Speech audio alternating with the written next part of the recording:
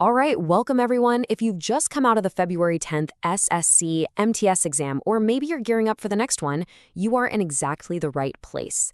We're about to break down the third shift to give you the key insights and strategy updates you need. Okay, let's get straight to it. After any shift, there's always that one big question on everyone's mind, right? How difficult was it really? So let's look at the verdict for the February 10th shift. And the verdict is in, and honestly, it's pretty clear. The big takeaway is that this shift was noticeably easier. Compared to what we saw in the previous week, this paper felt a lot more manageable for most people.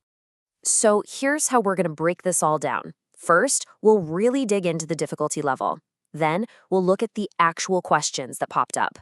After that, we'll spot the topics that are making a comeback, and most importantly, we'll put together a new study playbook for you. Let's turn this analysis into some real action. All right, first up. Gauging the difficulty. It's easy to just say the paper was easier, but what does that actually mean? How does it really stack up against the previous shifts? And you can really see the difference here. Students felt that the earlier shifts, from the 4th to the 6th, were throwing some real curveballs, super unpredictable. But on February 10th, the questions were just more direct, more manageable, and that's exactly why everyone's breathing a little sigh of relief. Okay, but don't just take my word for it. The real proof is always in the pudding, right? Let's look at the actual evidence, the questions themselves. So what kind of stuff actually appeared on the paper? Well, it was a pretty wide mix. We're talking history, polity, geography, and even some super specific details about famous landmarks. It was a broad spectrum for sure, but with a few new twists we need to pay attention to. Okay, take history, for instance. They didn't just ask the usual, who built the Red Fort question. Nope. The analysis shows they went one level deeper, asking how long it took to build. This is a huge clue about where the exam is heading. And the answer, by the way, was 10 years. This is a perfect example of what I'm talking about. The exam is now digging into the specifics of things like Mughal architecture. It's not just about knowing the monument anymore, it's about knowing the story behind it. Then we've got polity. We saw some really direct questions about specific constitutional articles. And this is a big deal, because honestly, in the earlier shifts, polity wasn't getting this much attention. Looks like that's all changing. And this is just a brilliant example. You can't just have a general idea about the Constitution anymore.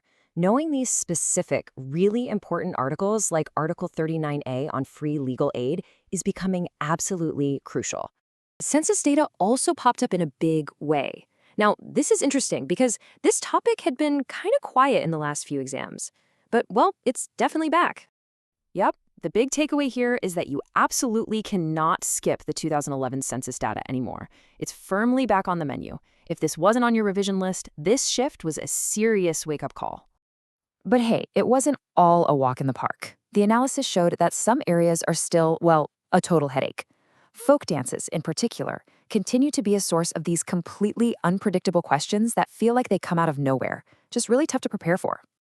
So when you put all these pieces together, what do you get? You start to see some clear patterns emerging, and understanding these new trends is the absolute key to tweaking your strategy for the next shifts. So let's just lay it all out. The strategic shift is undeniable. We've gone from polity being a minor topic to a major one with specific articles.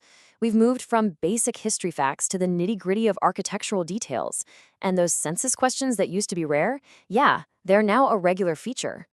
And this chart really paints the picture, doesn't it? You can see how the weight is shifting. Right now, polity and Mughal history are grabbing the biggest slices of the pie, with census data not far behind.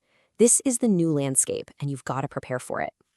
So you're probably thinking, okay, great, what do I actually do with all this info? And that's the big question, right? This brings us to the most practical part of our explainer, your new study playbook.